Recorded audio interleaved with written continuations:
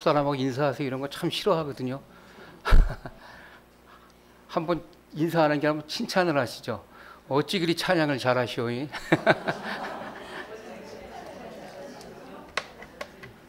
예, 이거 제가 하는 게 아니라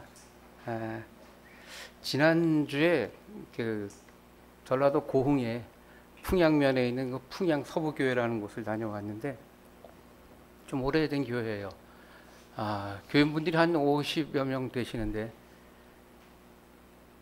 저도 환갑이 지났거든요. 제가 제일 나이가 어려요. 찬양 인도하시는 분이 두 분이 앞에서 찬양 인도를 하시는데 90이 다 되신 장로님 두 분이 탬버린을 치시면서 찬양 인도를 하시는데 얼마나 신나서 찬양을 하시는지요.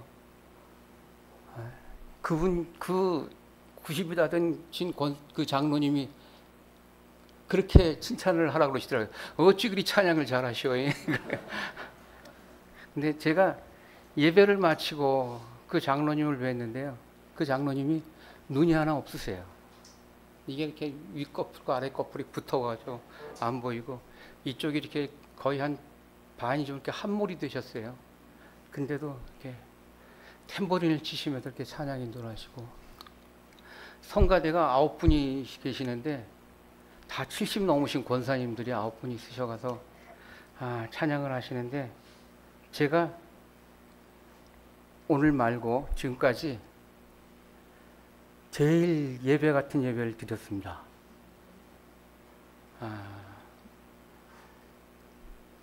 수원에 가면 저희 통합 측에서 제일 큰 교회가 있어요.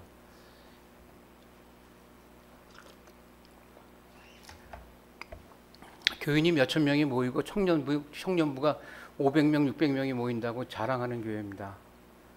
저는 그 교회를 뭐 이렇게 탓하고 싶은 마음은 전혀 없습니다. 정말 좋은 교회입니다. 그런데 제가 그 예배, 주일 예배에 참석했을 때 그 많은 사람들이 일어나서 찬양하는데 찬양을 하는 사람이 없었어요.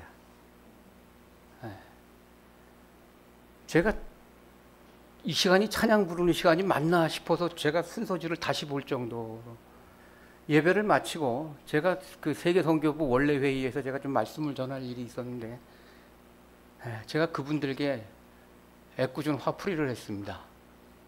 교회 와서 왜 찬양을 안 하느냐 당신들. 찬양을 안 하려면 왜 교회 나오느냐. 차라리 그냥 집에서 텔레비를 봐라.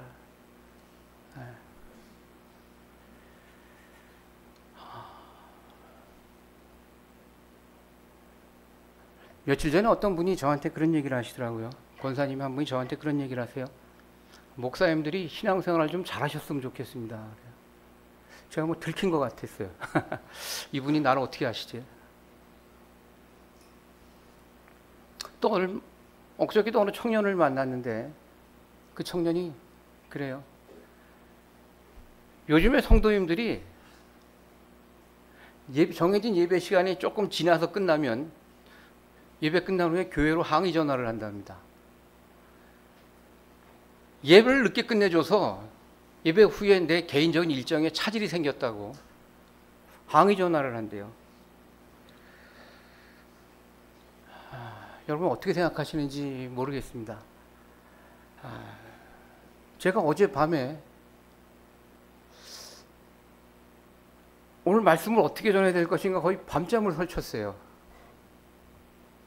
제가 저희 집사람한테 잘 그런 얘기를 안 하는데 제가 어제 우리 집사람한테 그런 얘기를 했습니다. 여보 이렇게 나 이렇게 집중이 안 되지? 내가 무슨 얘기를 해야 되나? 예배 말씀을 마치고 나서 자리에 돌아서 앉으면 사도 바울이 베드로에게 했던 이야기가 자꾸 생각납니다. 너도 지키지 못하는 율법을 왜 형제들에게 지키라고 하면서 저에게 하는 말씀 같아요. 여러분 지금 저와 여러분이 교회 안에 있다고 하는 것이 어떤 의미를 갖는가? 우리가 지금 이 시간에 교회 밖에 있지 아니하고 교회 안에 있다고 하는 것이 어떤 의미를 갖는가? 단지 우리가 하나님의 백성으로서 하나님께 예배 드리고 있다고 하는 이 차원을 넘어서 우리가 교회 밖에 있는 사람들하고 철저하게 구별된다고 하는 사실입니다. 우리가 위대하신 하나님의 백성으로서 또 위대하신 그리스도의 사람으로 우리가 철저하게 이것으로 구별된다고 하는 사실입니다. 여러분, 이 사실에 대한 당당함과 자부심이 여러분 안에 계십니까?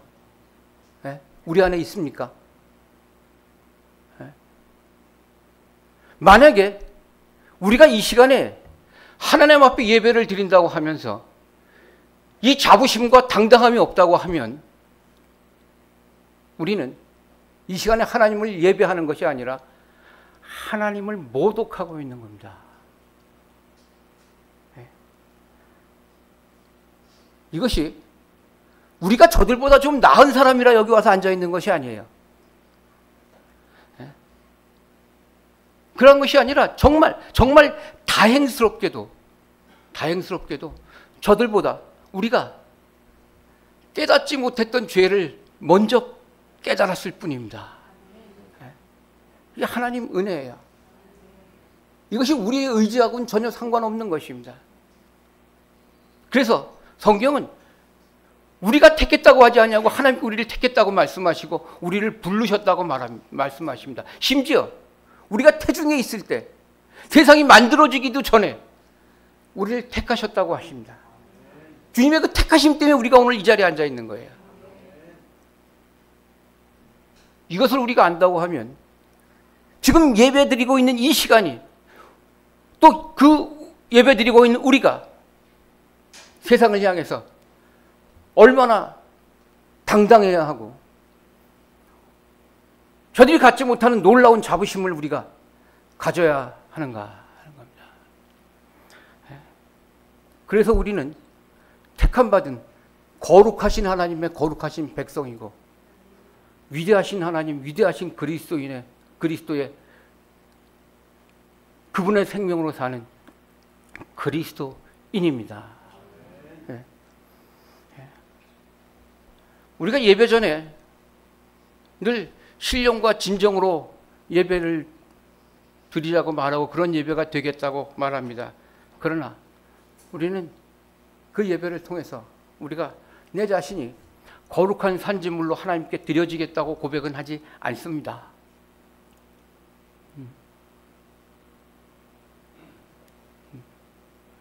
그것이 우리가 거룩한 산재물로 드려져야 그것이 하나님께서 기뻐하시는 영적 예배라고 성경은 우리에게 말씀하십니다. 무엇인가 결정해야 할 그러한 상황이 되었을 때 교회 안에 있는 우리, 하나님을 예배하는 우리들은 하나님께서 기뻐하실 만한 일을 선택하는 겁니다. 그것을 성경은 좁은 문이라고 말하고 협착한 길이라고 말합니다. 우리를 그 길로 가게 하시는 그 당당함, 그 자부심이 우리 안에 있어야 합니다. 어떤 것이 하나님 기뻐하시는 일인가? 요한복음 6장 29절에 하나님을 보내신 일을 믿는 것이 하나님의 일이라고 말합니다. 예수 그리스도를 믿는 것이 하나님의 일이에요.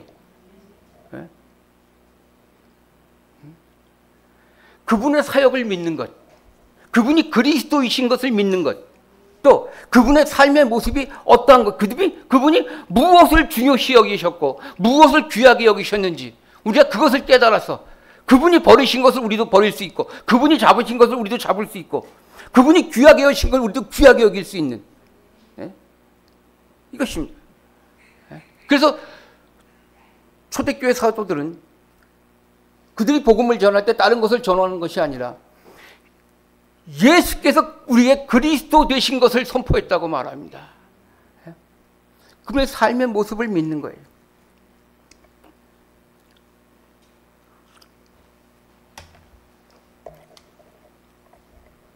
여러분, 성경은 분명히 우리가 하나님의 심판대, 그리스도의 심판대 앞에 분명히 설 것이라고 말씀하십니다. 이것은 저나 여러분의 예외 없습니다. 만약에 그럴 때, 그 시간이 되었을 때 하나님께서 내게 내가 너를 천국에 들여보내야 될 이유를 말해봐라라고 말씀하시면 저 여러분 무엇이라고 저는 무엇이라고 말할 수 있을까? 나는 무엇이라고 말할 수 있을까? 내가 너를 왜 천국에 들여보내야 되느냐? 이렇게 내게 말씀하시면 내가 무엇이라고 당당하게 말할 수 있을까?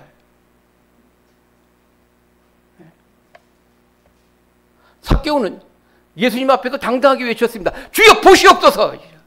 주여 보시옵소서. 이것이 제 회심입니다. 이것이 제 믿음입니다. 교회 사람들을 많이 모으는 것은 우리가 관심을 가지면서도 교회 안에 있는 그들이 주님을 어떻게 만날 것인지는 관심이 없어요. 여러분, 주님을 만나는 것은 회심을 하지 않으면 만날 수 없습니다. 내가 죄인인 것을 고백하지 않으면 만날 수 없어요. 그런데 그것은 관심이 없습니다. 마치 회심을 하지 않아도, 돌이키지 않아도 하나님을 만날 수 있고 주님을 만날 수 있고 은혜를 받을 수 있는 것이, 그것이 무슨 능력인 것 같이, 그게 정말 지혜로운 것 같이 우리는 이야기합니다. 내가 하나님 앞에 섰을 때 하나님께서 내가 너를 왜 천국에 들여보내야 되느냐, 하나님 이것입니다, 이것이 이유입니다라고 우리가 당당히 말할 수 있는 이유를 준비하라고 성경은 우리에게 말해요. 그 소망이 우리 안에 있다고 하면 그 이유를 준비해라. 사람들이 내게 물어볼 때 내가 그것을 이야기할 수 있는, 당당하게 자부심을 가지고 이야기할 수 있는 그 이유를 준비해라 이겁니다.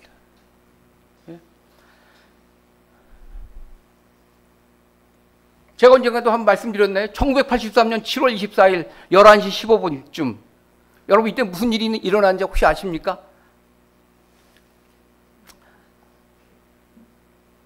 제가 예수님 만난 날입니다. 그 시간이에요.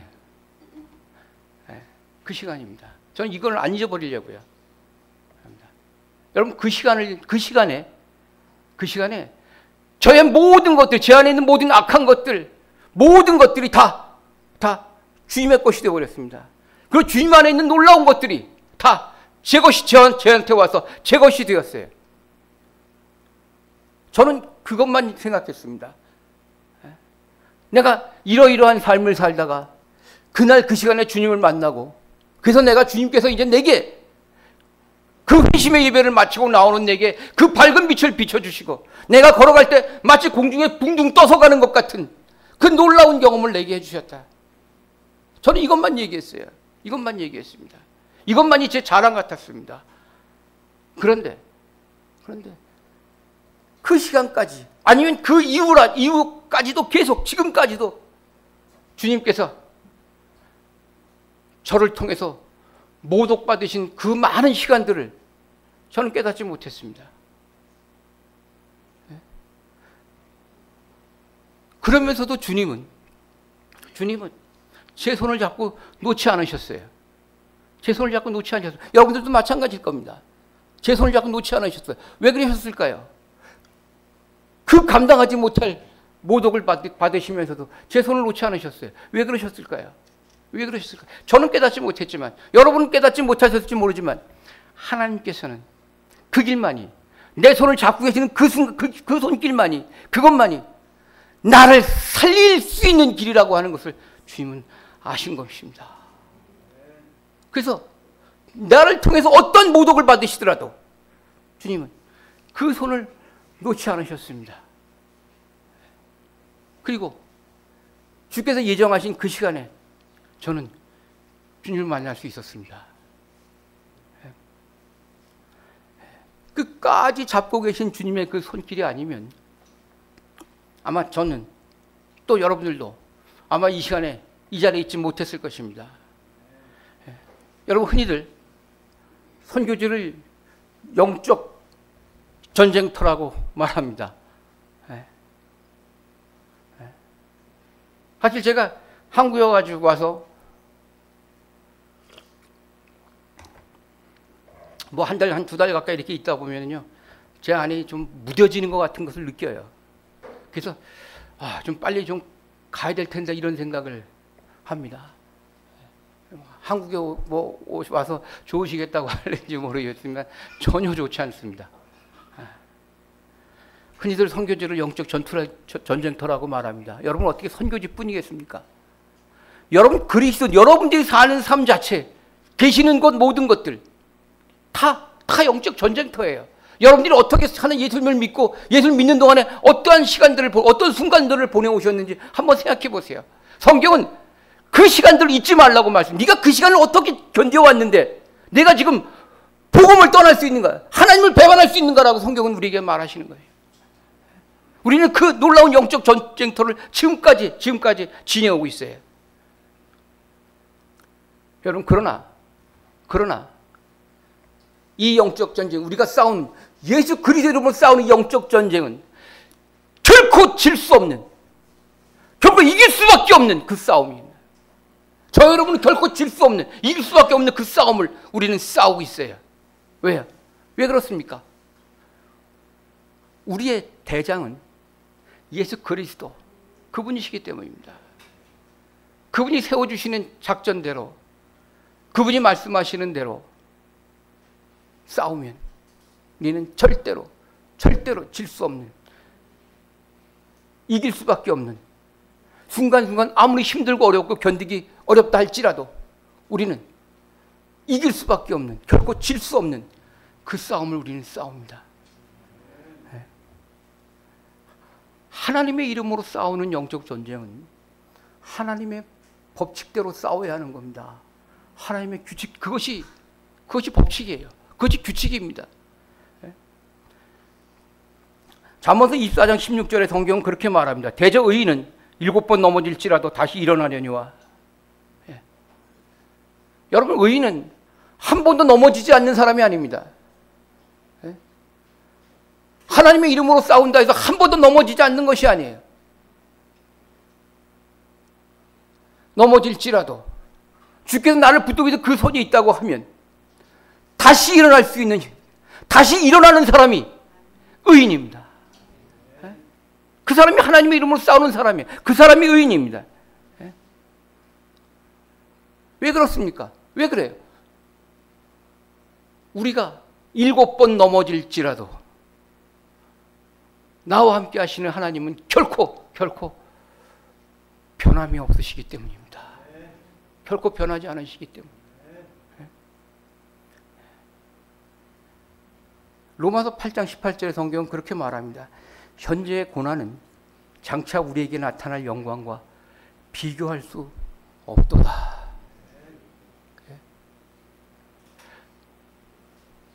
이 땅에서 우리가 어떤 일을 겪는다 할지라도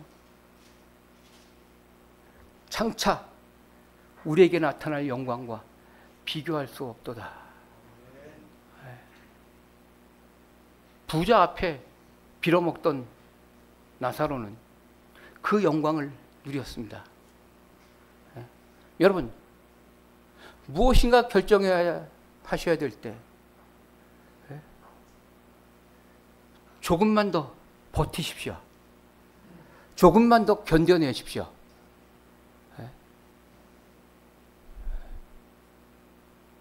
이 땅에 그 어떤 것과도 비교할 수 없는 영광이 내게 있습니다. 지금은 그 결정에 내가 손해보는 것 같고 희생하는 것 같고 더 큰 어려움을 겪을 것 같지만 조금만 더 견뎌내시고 버텨내시면 이 땅에 어떤 것도 비교할 수 없는 그 영광이 우리에게 있습니다. 고린도후서 2장 14절의 성경은 그렇게 말합니다. 항상 우리를 그리스도 안에서 이기게 하시고 우리로 말미암아 각 처에서 그리스도를 아는 냄새를 나타내시는 하나님께 감사하노라. 내가 평안한 것이 감사 아니에요. 늘 우리가 평안을 강조하고 평안을 위해서 기도하지만 내가 평안한 것 그 자체가 감사한 것이 아니에요. 우리가 물질을 위해서 넉넉하기를 기도하지만 그것이 우리에게 감사의 조건이 전부가 아니라는 것입니다. 오늘 말씀은 나에게서 그리스도를 아는 냄새가 나서 어떤 상황에서도 그리스도의 삶을 살려고 내가 몸부림치는, 그래서 결국은 이기고 마는 내 삶을 주신 하나님께 감사하는 겁니다. 하나님 그런 분별력을 주셔서 감사하고 또 그러한 결단력을 주셔서 감사합니다. 이것이 진정 하나님께 우리가 드려야 할 감사라는 거예요.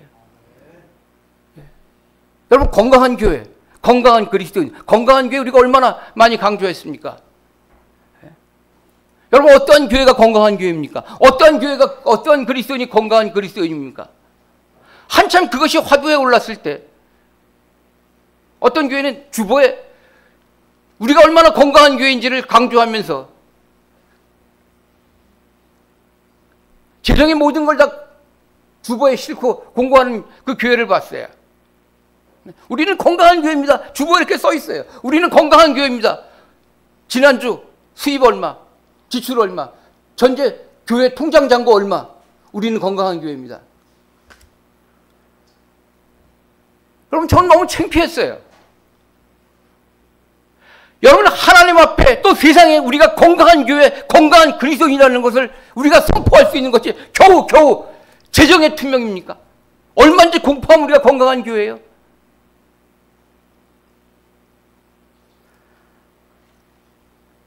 건강한 교회는요, 어떤 상황일지라도 예수 그리스도 하나님의 그 기뻐하시는 뜻을 위해서 그것을 이루려고 몸부림치며 싸우는 교회가 건강한 교회입니다. 네? 그러한 교회가 건강한 교회예요. 그러한 그리스도인들이 건강한 그리스도인입니다. 네? 재정이 투명하다고 건강한 교회가 되는 것이 아니에요. 네? 하나님께서 주신 것으로 만족이 되는 교회. 그러한 그리스도인입니다. 그것이 건강한 교회입니다. 그래서 이 땅에 우리 교회를 통해서 이루실 하나님의 그 놀라운 뜻을 찾는 교회예요. 그래서 어떠한 상황에서 그것을 이루어드리는 교회고 몸부림치는 교회. 그것이 건강한 교회고 그것이 건강한 그리스도인입니다. 우리가 날마다 기도해야 되는 이유가 무엇입니까? 사도 바울은 무엇을 위해서 기도합니까? 사도 바울은 맨날 그렇게 얘기했어요. 내 안에 늘 악과 선이 싸운다는 거예요. 나는 선을 행하고 싶은데, 나는 하나님의 뜻을 행하고 싶은데, 그것을 막는 것, 그것이 내 안에 있어 늘 싸운다는 겁니다. 그래서 날마다 기도할 수밖에 없다는 거예요. 우리가 기도해야 되는 뜻은 그겁니다. 성경을 읽는 뜻도 그거예요. 하나님의 기뻐하시는 뜻을 알기 위해서. 그 뜻을 알기 위해서라고 우리에게 말씀을 주셨으니까. 그것을 알기 위해서 기도하라고 하셨으니까.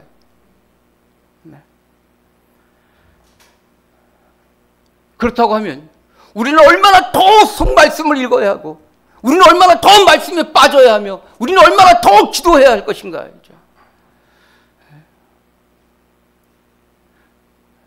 여러분, 수영을 하려면 물속에 빠져야 됩니다. 발만 담그고는 수영을 할 수가 없어요.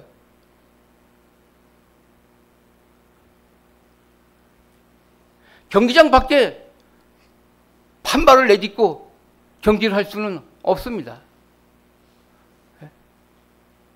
우리가 기도할 때 하나님 말씀대로 살게 해달라고 그렇게 많이 기도합니다.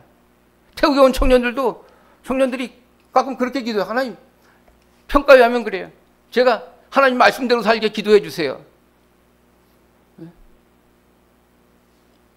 제가 한번 웃었더니 그 청년이 저한테 그러더라고요. 선교사님 왜 웃으세요? 그래. 자기가 그렇게 놀라운 기도 제목을 내놓았는데 선교사인 사람이 웃고 있으니까 기분 나빴나 봐요. 선교사님 왜 웃으세요? 내가 하나님 말씀대로 살게 해달라고 기도해달라고 기도 제목을 내놓았는데 왜 웃으세요? 제가 그렇게 말했습니다. 네가 어떻게 하면 하나님 말씀대로 사는지 모르니? 너 알잖아. 근데 왜 그대로 안 하면서 믿음 좋은 척 기도해달라고 그래? 너 그냥 그대로 살면 되는 거야. 네가 아는 대로 그냥 살면 되는 거야. 왜 믿음 좋은 척 그것을 기도해달라고 그래? 알면서. 여러분, 우리는 하나님을 어떻게 하면 기쁘게 해드리는지, 어떻게 하나님을 잘 섬기는지 우린 다 압니다. 다 알아요. 몰라서 안 하는 거 아닙니다. 제가 아까 서두에 말씀드린 그 권사님이요. 목사님들이 신앙생활 잘하셨으면 좋겠다고 말씀하시는 거예요. 여러분, 목사님들이 신앙생활 어떻게 하면 잘하는지 모를까요? 다 알아요. 다 알아요. 알아도 너무 잘 알죠. 근데 그렇게 안 하지 않습니까?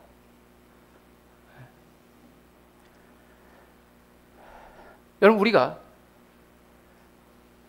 어떤 일을 하고 나면 다 하나님이 하셨습니다. 이렇게 말합니다. 이번 일 다 하나님이 하셨습니다. 하나님이 하셨습니다. 오늘 교회 공사 너무 아름답게 다 하나님이 하셨습니다. 제가 오늘 그런 생각을 했습니다. 왜? 모든 일이 다 끝난 다음에 왜 내가 정말 믿음 좋은 것처럼 하나님이 다 하셨다고 고백할까? 정말 하나님이 다 하셨을까? 정말 하나님이 다 하셨을까? 이 일을 정말 하나님이 다 하셨을까? 이 일을 처음 시작할 때 내 마음이 어땠는가? 그 중간 가운데 그 과정 속에 내 마음은 어땠는가? 내가 어떻게 내 욕심대로, 내가 어떻게 아는 방법대로 이 일을 이루려고 그렇게 기를 쓰진 않았는가? 그리고 다 끝나니까 내가 정말 하나님께 온전히 매달려왔던 것처럼 많은 사람들 앞에서 하나님이 하셨습니다. 하나님께 영광 돌립시다.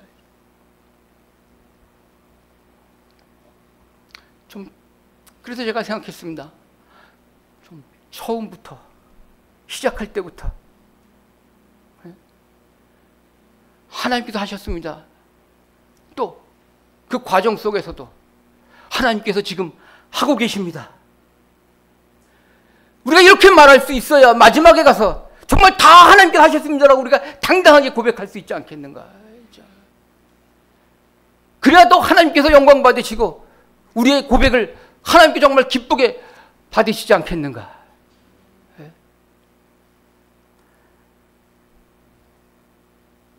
어느 교회 갔더니요, 그 강단에 이렇게 써 있더라고요. 하나님께 더 가까이, 하나님께 더 가까이. 그 많은 분들이 저랑 카톡을 주고받는 많은 분들이 여러분들이 카톡에다 코람데오 이렇게 써놓으세요.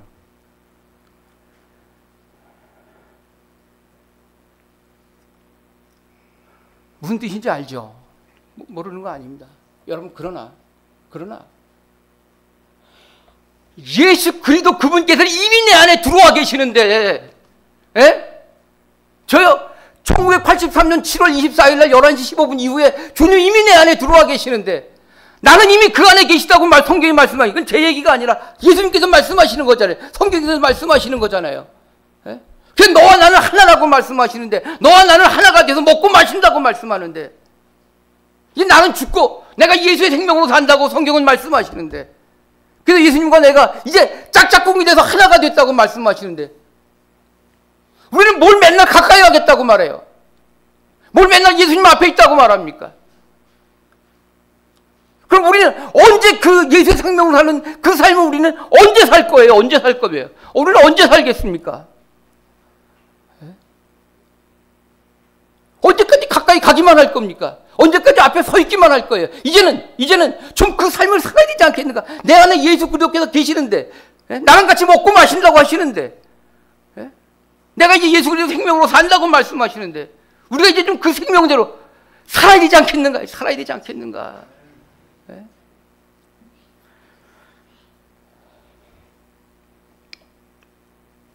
여러분, 내 안에서 역사하시는 구주님을 발견하세요.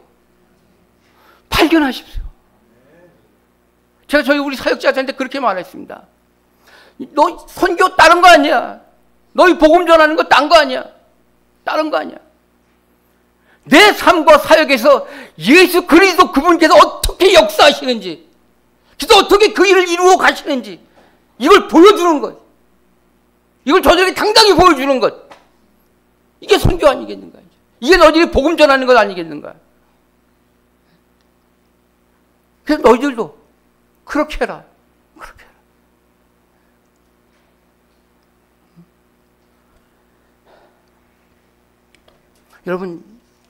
여러분 안에 역사하시는 주님, 여러분 그분을 발견하세요. 발견하세요. 발견하세요. 여러분, 세상은 교회가 세상과 다르다고 말합니다. 지금은 아닐지 모르겠지만 그렇게 생각했을 때가 있었겠죠. 교회는 세상과 다른 곳이야. 교회 안에 있는 저 사람들은 우리와는 좀 다른 사람들이야 라고 생각하는 때가 있었겠죠. 지금은 아닐지 모릅니다. 왜?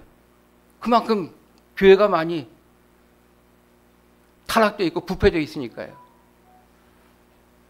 저들은 또 교회가 세상과 달라야 된다고 말합니다. 생각합니다. 이것이 세상이 교회에 가지는 기대예요. 그 가치입니다. 그런데 교회는 오히려 교회가 세상과 좀 같아져서 세상 사람들이 교회 오기 쉬워야 한다고 말합니다.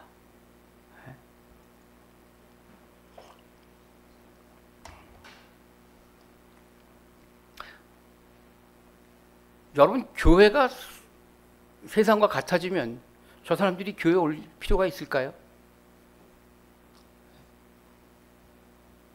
교회가 세상과 같아지면 오히려 저 사람들은 교회 안 옵니다. 지금 교회가 왜 어려워지는지 아십니까? 왜 손가락 잘 받는지 아세요? 교회가 점점 세상과 같아지기 때문입니다. 특별히 기대할 게 없으니까요. 특별히 바랄 게 없으니까요. 네?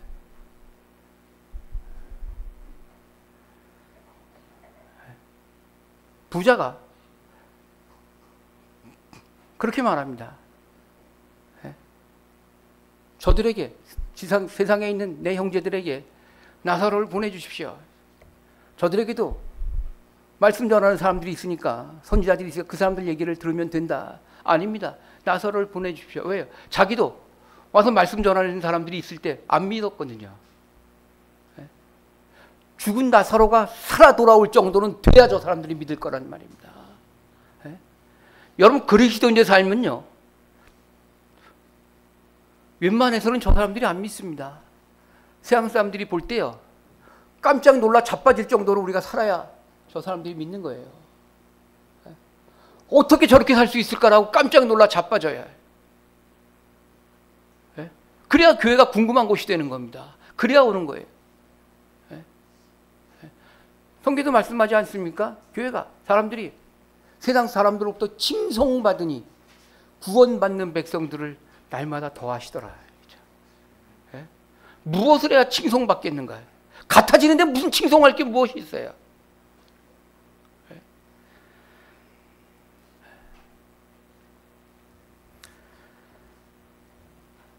우리가 이단을 끝이 다른 거라고 말합니다.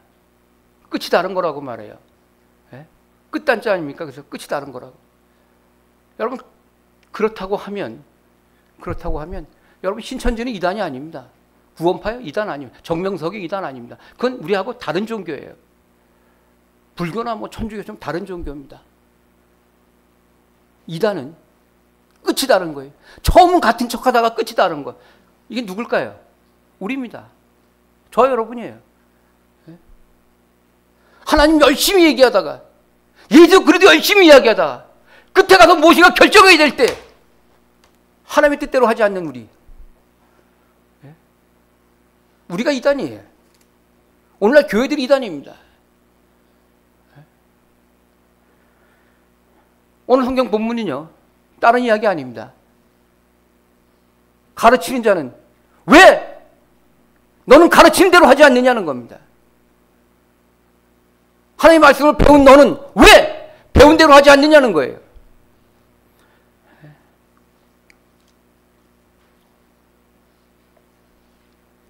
성경에 5문화 남긴 비유가 있죠. 5문화 남긴 그 종은요, 신나서 저 와서 자랑합니다. 주님 보시옵소서. 제가 5문화나 남겼습니다. 5문화나 남겼습니다. 보시옵소서, 보시옵소서. 근데 예수님께서 뭐라고 말씀하세요? 내가 작은 일에 충성하였으니 내가 큰 일을 맡기겠다. 네가 와서 자랑하는 거, 그거 5문화 남겼다고 자랑하는 거, 그거 작은 일이야. 작은 일이야. 작은 일이야. 주께서 우리에게 맡겨주실 정말 큰 일은 다른 것이라는 겁니다. 여러분, 주님 안에서 내가 하나님의 백성으로서, 예수의 생명으로 사는 사람으로서 여러분 신앙 안에서 어떠한 꿈을 가지고 계십니까? 여러분 어떠한 꿈을 가지고 계세요? 제가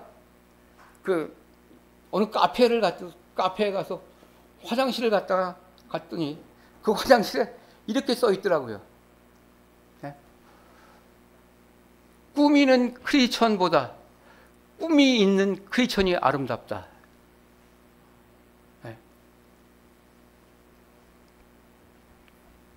제가 아는 어느 집사님은요, 그렇게 뭐 큰 수입을 있으신 분은 아니십니다.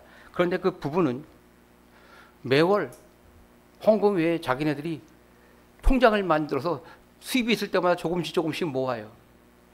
이분들이 그것을 모으는 이유는 하나님께서 자기들에게 어떠한 일을 갑자기 보여주시고 행하게 하실 때 그때 하나님을 위해서 사용할 자금을 모은다는 것입니다. 엊그저께 제가 만난 어느 트럼펫 연주자 청년은 음악을 통해서 하나님의 사람들을 세우고 싶다는 꿈을 가지고 음악학교를 세우겠다고 말해요. 그래서 그것을 지금 또 조금씩 준비한다는 겁니다. 그 청년은 아직 결혼도 안 한 청년입니다. 저는 그분들 앞에서 늘 부끄럽습니다.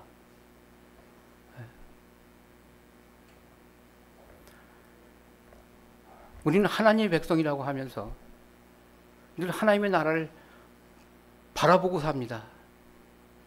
늘 소망하면서 그냥 살아요. 하나님의 백성은 하나님 나라 안에서 하나님의 법을 지키면서 사는 사람들입니다. 그래서 하나님이 기뻐하신 열매를 맺는 사람이 하나님의 백성이에요. 그런데 우리는 하나님의 나라를 바라보며 살고 있습니다. 그렇게 살려고 해요. 그 안에 들어가서 살려고 하지 않습니다. 좋은 습관을 가져야 하는 이유는 그 습관이 내 안에 어떤 욕망을 만들어내기 때문이에요. 그래서 그 욕망이 내 삶과 사역을 지배하기 때문입니다. 그래서 습관은 중요한 겁니다. 신앙도 마찬가지입니다. 신앙의 좋은 습관을 가져야 하는 것은 그 신앙의 좋은 습관이 우리 안에 하나님을 향한 열정을 만들어내고 하나님을 향한 그 욕망을 만들어내기 때문이에요. 그것이 우리의 삶과 사역을 지배하기 때문입니다. 그래서 여러분들이 신앙생활에 신앙의 좋은 습관을 가지셔야 합니다.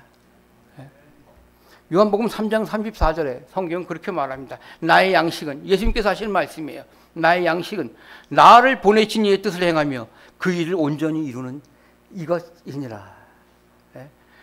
나의 양식, 나의 양식이요. 나의 양식. 이게 영어 성경을 보니까 미트, 고기 있죠, 미트. 이렇게 표현되어 있어요. 나의 양식. 내가 먹고 사는 문제, 내게 중요한 것들, 이것은 다른 것이 아니라 하나님의 일을 온전히 이루는 그것이라는 겁니다. 여러분, 여러분의 신앙을 지탱하는 힘은 무엇입니까? 여러분의 신앙을 지탱하는 힘은 무엇이에요? 내가 지금 그리스도인인데, 내가 지금 하나님의 백성이라고 말하는데 내 신앙을 지탱하는 힘은 과연 무엇인가요? 뿌리는 보이지 않지만 보이는 그 거대한 나무를 지탱합니다. 그래서 어떠한 바람에도 흔들리지 않게 합니다. 때로는 그 나무에 부러진 가지가 있고 썩은 가지가 있을지라도 그 뿌리는 그 나무 전체를 지탱해 있어서 흔들림이 없게 합니다. 그래서 때가 되면 꽃이 피게 하고 열매를 맺게 합니다. 여러분의 신앙에 그 지탱하는 그 뿌리는 과연 무엇인가? 내 신앙을 지탱하는 힘은 과연 무엇인가? 성경 구절 두 개를 제가 좀 읽고 예배를 말씀을 마치겠습니다. 마태복음 23장 15절에 성경은 복음 전하는 자들에게, 저와 여러분들에게 이렇게 말합니다. 너희가 한 영혼을 얻으려고 바다와 육지로 두루 다니다가 생기면 너희보다 배나 더한 지옥 자식이 되게 하는도다. 시편 131편 1절은 여호와여 내 마음이 교만하지 아니하고 내 눈이 오만하지 아니하오며 내가 큰 일과 감당하지 못할 놀라운 일을 하려고 힘쓰지 아니하나이다. 여러분, 우리는 누군가를 놀래게 해서 내 이름을 내려고 살아가는 사람이 아니라 하나님의 뜻을 이루는 사람들입니다. 제가 한 가지만 좀 더 말씀드리고 마치겠습니다. 저는 목사입니다. 우리 이병희 목사님도 계시는데 저는 목사님을 볼 때마다 목사님의 그 순수하심과 그 진실하심이 늘 부러워요. 저는 제가 신학하기 전에는 강사로 오신 분들이 강단에서 이런 얘기하면 둘이 짜고 하는 줄 알았어요. 네. 제 진심입니다. 저는 그런 생각을 합니다. 여러분, 목사는 사람이 아닙니다. 제가 제일 싫어하는 말들 중에 하나가 목사도 사람인데 이런 말이에요. 이미 내가 언제 죄질지 모르는데 목사도 사람이니까 죄질 때가 되면 좀 날 좀 봐줘라. 이렇게 말하는 것 같아서 저는 아주 자존심이 상합니다. 여러분 마찬가지입니다. 여러분 그리스도인은 사람이 아닙니다. 이미 사람으로서의 그리스도인, 사람으로서의 나는 죽었어요. 이제 예수 그리스도 생명으로 사는 나는 이제 그리스도인입니다. 예? 저는 목사예요. 여러분들 그리스도인입니다. 하나님 우리를 사람으로 만드신 것은 결정적인 이제 핑계거리로 되라고 우리를 사람으로 만드신 것이 아닙니다. 저는 이제 목사의 삶을 살면 되는 거예요. 여러분은 그리스도의 삶을 살면 되는 겁니다. 성경은 우리에게 말합니다. 너희가 핑계치 말지니. 핑계치 말지니. 주님은 우리가 핑계하지 않아도 될 정도로 주를 찾는 자들에게 길을 내어주시고 힘을 주십니다. 기도하겠습니다. 하나님 감사합니다. 하나님, 저희를 오늘 이 자리에 있게 하신 것 감사합니다. 하나님 안에 있게 하신 것 감사합니다. 하나님의 백성으로 하나님의 법을 지키며 하나님 나라에 살게 하옵소서. 그래야 하나님 기뻐하시는 열매가 저희들의 삶과 사역에 있게 하옵소서. 예수님 이름으로 기도합니다. 아멘.